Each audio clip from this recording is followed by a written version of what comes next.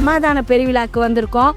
எங்கள் குடும்பத்தில் எங்களுக்கு சமாதானம் கிடைக்கவும் கிடைச்ச ஆசீர்வாதங்களுக்காக நன்றி சொல்லவும் வந்திருக்கோம். 7 நாள் பிரேயர்லையும் எங்களுக்கு ஆசீர்வாதம் கிடைக்கணும், அந்த ஆசீர்வாதத்துக்காக தான் வந்திருக்கிறோம். என்னுடைய சமாதானம் எங்களுடைய இருதயத்தில் பெற்றுக்கோன்ற விசுவாசத்தோடு நான் முதல் நாள் கடந்து வந்திருக்கிறோம். வீட்டில் சமாதானம் இல்லை, அதனால் ஆசீர்வாத பெருவிழாக்கு நாங்கள் வந்திருக்கிறோம்.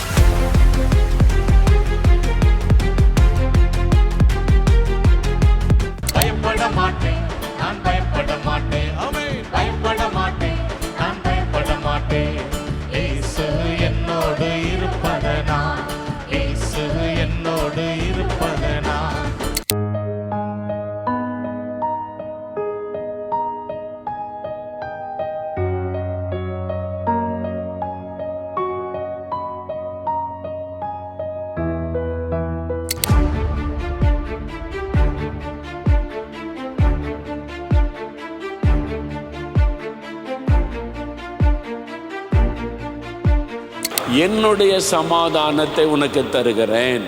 இந்த சமாதானம் வந்துட்டா எதுவுமே உன்னை இந்த சமாதானத்தை பாதிக்க முடியாது. கடன் பிரச்சனை வரலாம், நெருக்கங்கள் வரலாம், போராட்டங்கள் வரலாம், எல்லாவற்றிற்கு மத்தியில் உங்களுக்குள்ள ஒரு ஆத்ம அமைதி இருந்துக்கிட்டே இருக்கும், ஒரு நிம்மதி இருந்துக்கிட்டே இருக்கும். அதை எதுவுமே டிஸ்டர்ப் பண்ண முடியாது. அதுதான் தேவ சமாதானம்.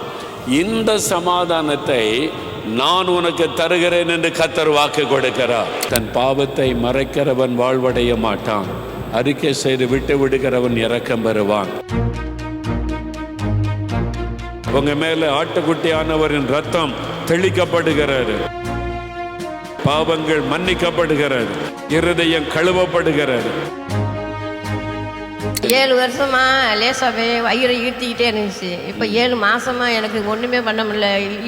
அடிவயிறு ஈர்த்துச்சுன்னா இங்கே இடுப்பை கடுக்கும், தாங்க முடியாது. இப்போ கையில் கையை வச்சு ஜெபம் பண்ண சொன்னாங்க. இப்போ இந்த வலியெல்லாம் இல்லை, எதுவுமே ஒரு வல்லமை மேலே உள்ள இறங்கிடுச்சு. 7 வருஷமா அந்த வலி மறைந்து விட்டது, ஒரு வல்லமை இறங்கிட்டு இப்போ வலியே இல்லை.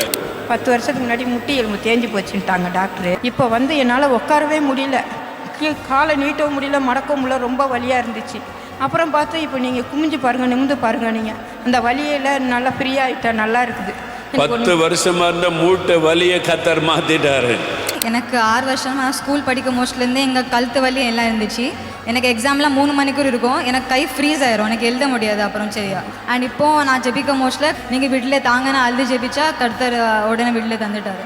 இப்போ அந்த மகளுடைய கண்ணீரின் ஜபத்தை கேட்டு இயேசு எலும்பை தொட்டு குணமாக்கிட்டார்.